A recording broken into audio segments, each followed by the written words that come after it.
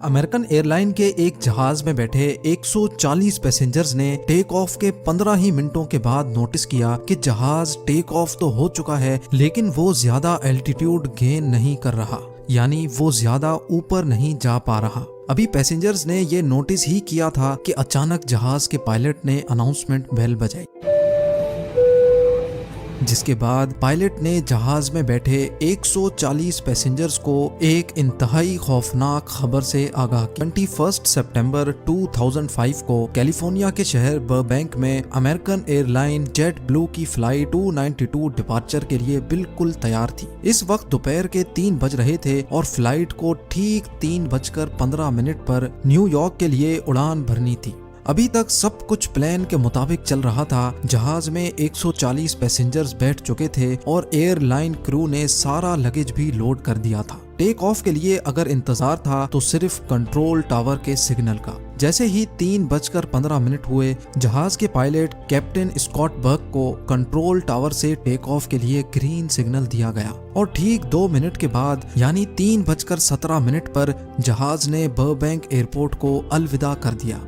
ना ही पायलट को, ना ही क्रू को और ना ही जहाज में बैठे 140 पैसेंजर्स को इस बात का इल्म था कि थोड़ी ही देर बाद वो सब अपनी जिंदगी का खौफनाक लम्हा देखने जा रहे हैं। जहाज को टेक ऑफ किए अभी 15 मिनट ही गुजरे थे कि तमाम पैसेंजर्स ने नोटिस किया कि जहाज ज्यादा एल्टीट्यूड गेन नहीं कर रहा। इतने में कैप्टन स्कॉट ने जहाज में एक अनाउंसमेंट की, जिसमें उन्होंने सिर्फ ये कहा कि हमें टेक्निकल डिफिकल्टीज का सामना करना पड़ रहा है। ये जानने के बाद तमाम पैसेंजर्स के कान खड़े हो गए। किसी ने बोला कि जहाज का एक इंजन फेल हो गया है, तो किसी ने बोला कि शायद जहाज का इंजन मजीद ऊपर जाने की ताकत खो बैठा है। लेकिन असल मसला इससे भी ज्यादा खौफनाक था। जहाज को टेक ऑफ किए आधा घंटा गुजर चुका था, लेकिन अभी तक वो कैलिफोर्निया के ऊपर ही उड़ रहा था। इतने में पायलट ने एक बार फिर से अनाउंसमेंट की और बताया कि हमें लैंडिंग गियर की जानिब से कुछ वार्निंग सिग्नल्स मिल रहे हैं।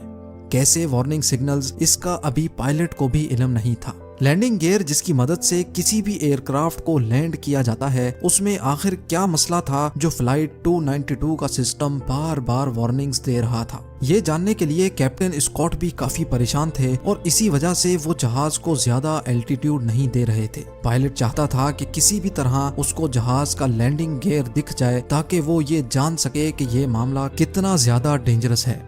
ये जानने के लिए कैप्टन ने फ्लाइट 292 का रुख लॉन्ग बीच एयरपोर्ट की तरफ मोड़ दिया और जहाज का एल्टीट्यूड बहुत कम कर दिया। लॉन्ग बीच एयरपोर्ट के कंट्रोल टावर ने जूम कैमरा से जहाज के लैंडिंग गियर को देखा तो वो पूरा 90 डिग्री में घुमा हुआ था। यानी अब ये तो तय था कि जहाज की लैंडिंग या तो क्रैश लैंडिंग होगी या फिर इमरजेंसी लैंडिंग। इस बुरी खबर को मिलने के बाद पायलट को कंट्रोल टावर से एक और बुरी खबर दी गई। जी हाँ, कंट्रोल टावर ने पायलट को इन्फॉर्म किया कि लॉन्ग बीच के लोकल न्यूज चैनल्स ने भी फ्लाइट 292 के लैंडिंग गियर की फुटेज रिकॉर्ड कर ली है और अब ये मामला लाइव पूरे अमेरिका के न्यूज चैनल्स पे दिखाया जा रहा है। ना सिर्फ इतना, बल्कि ये न्यूज जहाज में बैठे पैसेंजर्स भी अपने अपने टीवी सेट पे देख सकते थे। अब जेट ब्लू को टेक ऑफ किए 50 मिनट से भी ज्यादा हो चुके थे और जहाज मुसलसल कैलिफोर्निया के ऊपर ही गर्दिश कर रहा था। लैंडिंग गियर को सीधा करने का अब कोई रास्ता नहीं बचा था। अगर इसी सूरत में जहाज को लैंड करने की कोशिश की गई तो फ्रिक्शन से पैदा होने वाली आग जहाज के विंग्स में मौजूद फ्यूल टैंक में आग भी भड़का सकती है, जिसके इंतहाई खौफनाक नताइज हो सकते हैं। हैरत अंगेज तौर पे इस वक्त जहाज के फ्यूल टैंक में जो जेट फ्यूल मौजूद था उसका वजन ही 14,000 केजी के बराबर था। यानी जहाज में जेट फ्यूल का वजन 12 फैमिली कार्स के बराबर था। इतने ज्यादा फ्यूल को लैंडिंग के दौरान जरा सी भी आग लग गई तो जहाज एक ही झटके में फट भी सकता है। लेकिन कैप्टन स्कॉट बहुत अक्लमंद था। पायलट ने लैंडिंग से पहले जहाज का फ्यूल खत्म करने का फैसला किया, जिसके लिए जहाज को 3 घंटे तक समंदर के ऊपर ही घुमाया गया। अब जहाज का फ्यूल सिर्फ इतना बच गया था कि वो सिर्फ आधा घंटा मजीद उड़ सकता था। ये आखिरी आधा घंटा फ्लाइट जेट ब्लू 292 और उसके अंदर मौजूद 140 पैसेंजर्स के लिए बहुत इम्पोर्टेंट था। कैप्टन ने जहाज को लॉस एंजलिस के एयरपोर्ट पर क्रैश लैंड कराने का फैसला किया, क्योंकि लॉस एंजलिस का एयरपोर्ट इस वक्त सबसे करीब था। कैप्टन ने लॉस एंजलिस टावर से कांटेक्ट किया और उनको हर किस्म की सिचुएशन के लिए तैयार रहने का कहा। यहाँ जहाज के अंदर मौजूद पैसेंजर्स जो टीवी चैनल पे ये मंजर लाइव देख रहे थे, उनके टेलीविजन सेट्स भी कैप्टन ने बंद कर दिए। अब जहाज के अंदर इंतहाई जज्बाती माहौल बन चुका था। एक शख्स ने ये सारा मंजर कैमरा पर रिकॉर्ड किया और अपनी फैमिली के लिए वीडियो मैसेज भी रिकॉर्ड कर लिया। जेट ब्लू 292 अब लॉस एंजलिस टावर के रडार पर आ चुका था और एयरपोर्ट क्रू ने जहाज को बचाने की सारी तैयारियां मुकम्मल कर ली थी। फायर ट्रक से लेकर एम्बुलेंसेस तक सब कुछ रेडी था। एयरपोर्ट टावर ने आखिरी बार जहाज के पायलट कैप्टन स्कॉट से कांटेक्ट किया और उनको लैंडिंग के लिए ग्रीन सिग्नल दिया। ग्रीन सिग्नल मिलते ही पायलट ने तमाम पैसेंजर्स को क्रैश पोजीशन में बैठने का कहा।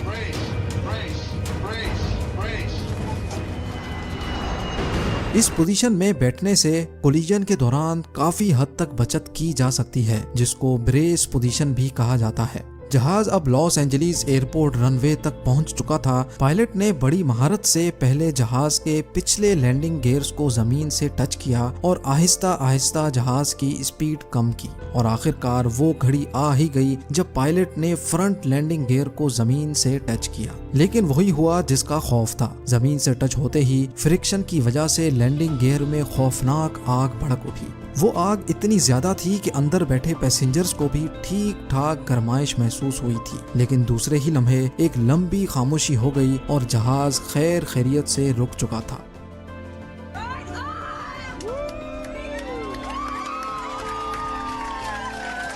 ये वो वक्त था जब पायलट, क्रू, पैसेंजर्स और पूरा अमेरिका जो इस मंजर को लाइव देख रहा था, उन्होंने सुकून का सांस लिया और एक एक करके पैसेंजर्स को नीचे उतारा गया।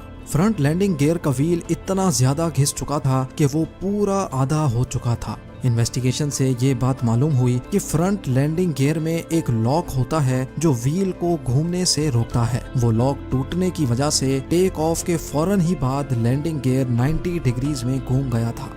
खुशकिस्मती से पायलट की महारत की वजह से किसी एक शख्स को भी नुकसान नहीं पहुंचा। उम्मीद है ये वीडियो भी आप भरपूर लाइक और शेयर करेंगे। आप लोगों के प्यार भरे कमेंट्स का बेहद शुक्रिया। मिलते हैं अगली शानदार वीडियो में।